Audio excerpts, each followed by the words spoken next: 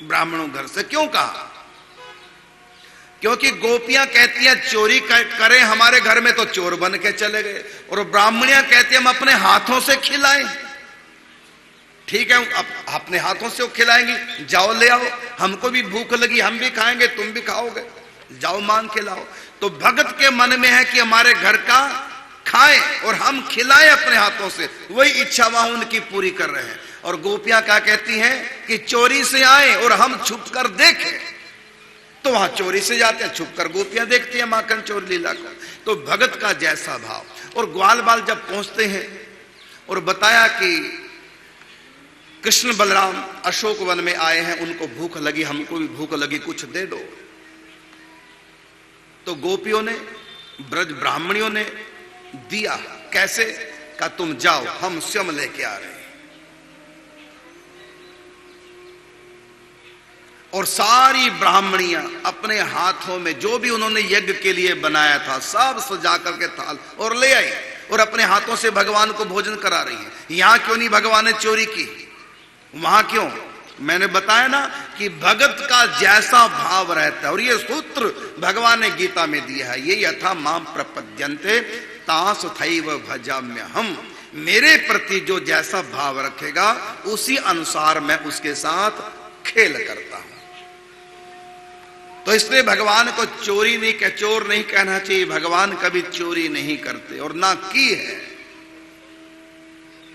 और सब गोपियां देख देख के चोरी की लीला को प्रसन्न होती। फिर आप कहेंगे जब चोरी नहीं की और गोपियां चाहती थी हमारे घर में इस प्रकार की लीला करे, वैसी की, तो ये शिकायत करने क्यों पहुंची फिर मैया यशोदा के पास? इसका उत्तर है, शिकायत का तो एक बहाना है, वो तो कन्हैया के दर्शन करने के लिए जाती, शिकायत के बहाने से।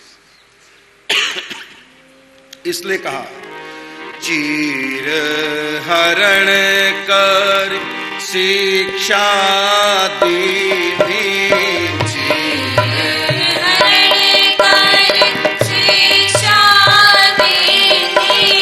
विजय पतन कर भिक्षा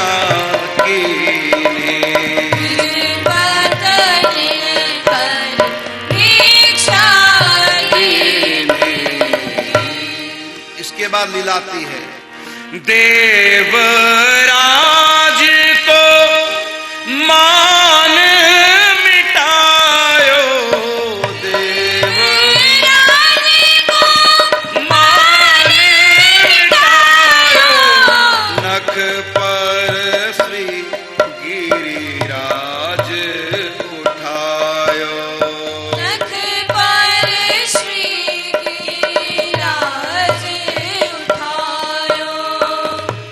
इंद्र को अभिमान हो गया।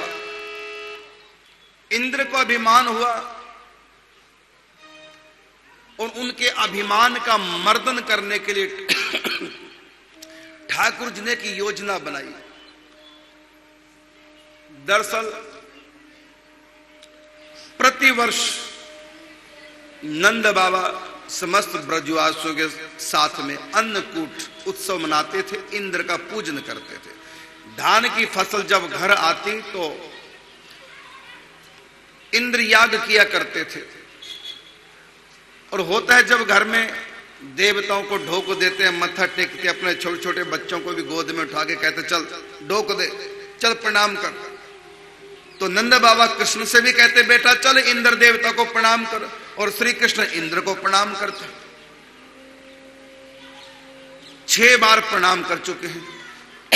6 साल तक हर साल इंद्र याग होता और श्री कृष्ण इंद्र को प्रणाम करते ब्रजवासियों के साथ में, नंद बाबा के साथ में, और कन्हैया दंडोत प्रणाम करते। आज 7वीं बार इंद्र याग की तैयारी चलने लगी। इंद्र को अभिमान हो गया, मैं देवताओं का राजा नहीं, अब तो मैं अवतारों का भी राजा हो गया हूं। देखो कृष्ण भी मुझको ढोक देने लगे हैं, मैं इतना बड़ा हो गया हूं। भगवान ने कहा अच्छा अभिमान आ गया। यदि हम उठाना जानते हैं तो गिराना भी जानते हैं। जो मान नहीं पचा सका, मान कोई बुरी वस्तु नहीं है लेकिन पच जाना चाहिए। जो मान नहीं पचा सका तो भगवान मान गिराना भी जानते हैं।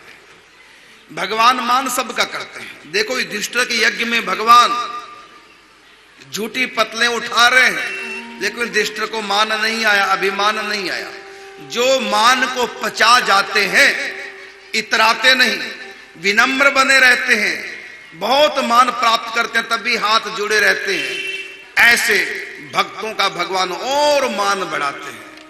लेकिन भगवान का दिया हुआ मान यदि कोई अभिमान करे, यदि उसको मिला हुआ मान अभिमानी बना दे, तो भगवान फिर मान को गिरा भी देते हैं। तो 6 बार भगवान श्री कृष्ण ने प्रणाम किया इंद्र को प्रतिवर्ष। आज 7 वर्ष के ठाकुर जी सोचा कि अभिमान इंद्र को आ गया, अब इंद्र मान मर्दन करना ही चाहिए। और एक बात और क्या कि भगवान मन में विचार कर रहे हैं कि ब्रजवासी सब मुझको कुछ ना कुछ देते हैं, मुझसे लेते कुछ नहीं। मैं गिरिराज गोवर्धन में अपनी स्थापना करके दाता बन जाता हूं और ब्रजवासियों को मुंह मांगा वरदान देता हूं। भगवान अपनी स्थापना करते हैं गिरिराज गोवर्धन में, और नंद बाबा को कहते हैं कि गिरिराज साक्षात भगवान नारायण है। हाथी के पांव में सबके पांव आ जाते हैं। मूल में जल देने से वृक्ष फलता फूलता है। सबके मूल तो भगवान श्रीमन नारायण हैं। वो हमारे ब्रज में गिरिराज पर्वत के रूप में निवास कर रहे हैं। यदि आपको पूजा करनी है बाबा, तो गिरिराज गोवर्धन की पूजा करो। इससे समस्त देवता भी तृप्त हो जाएंगे, भगवान भी प्रसन्न हो जाएंगे। नंद बाबा ने कहा, बेटा यदि देवता का भाग हम नारायण को देंगे तो देवता नाराज हो जाएगा। भगवान श्री कृष्ण ने कहा, ऐसा नहीं होगा। यदि नाराज हो भी गया तो हमारे गिरिराज गोवर्धन नाथ हमारी सुरक्षा करेंगे। ब्रजवासियों को कहा, क्योंकि श्री कृष्ण के नामकरण संस्कार के समय गर्गाचार्य जी ने कहा था नंद बाबा से, जो भी तुम्हारे पुत्र की बात मानेगा उस पर कभी संकट नहीं आएगा। इसलिए नंद बाबा ने स्वीकार कर लिया, अपने पुत्र की बात मान ली। जब ब्रजवासियों को बताया तो ब्रजवासियों को विश्वास नहीं हुआ। अंत में ब्रजवासी बोले कि हम एक शर्त पर गिरिराज की पूजा करेंगे। गिरिराज गोवर्धन यदि साक्षात भगवान है तो क्या प्रकट होकर के हमारा अन्नकूट स्वीकार करेंगे, ग्रहण करेंगे? नंद बाबा ने बात श्री कृष्ण से कही तो हमारे कन्हैया कहने लगे, बाबा अरे ओ ब्रजवासियों चिंता मत करो, ये गिरिराज गोवर्धन साक्षात परमात्मा है, भगवान है। आप भोग लगाओ तो सही, देखो फिर कैसे प्रकट होकर के भोग आरोगते हैं। फिर वैसे ही हुआ। समस्त ब्रजवासियों ने अन्नकूट का भोग लगाया है। जो अब तक इंद्र याग के नाम से प्रसिद्ध था उत्सव, इंद्र के लिए अन्नकूट, अब वो गिरिराज के लिए अन्नकूट। गिरिराज याग हुआ, भोग लगाया गया और भगवान ही एक रूप से प्रकट हो जाते हैं गिरिराज जी की कंदरा से। एक रूप से पुजारी बनते हैं और एक रूप से स्वयं आराध्य देव बनते हैं। और भगवान प्रकट होकर गिरिराज जी की कंदरा से कहते हैं, मैं गिरिराज हूं, और सबका भोग स्वीकार करने लगे। सब बड़े प्रसन्न हुए, भगवान की आरती की। वरदान मांगो, सबने ही वरदान मांगा। श्री कृष्ण के चरणों में हमारा इसी प्रकार प्रेम बना रहे।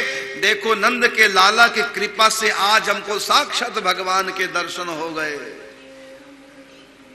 बस हम इनकी हर बात को माने, हम कभी भी कृष्ण से उल्टा ना चले, यही हम मांगते हैं। क्योंकि इनकी बात मान करके आज हमने साक्षात भगवान के दर्शन कर लिए। हमको तो पता नहीं था कि गिरिराज गोवर्धन साक्षात भगवान श्रीमन नारायण है।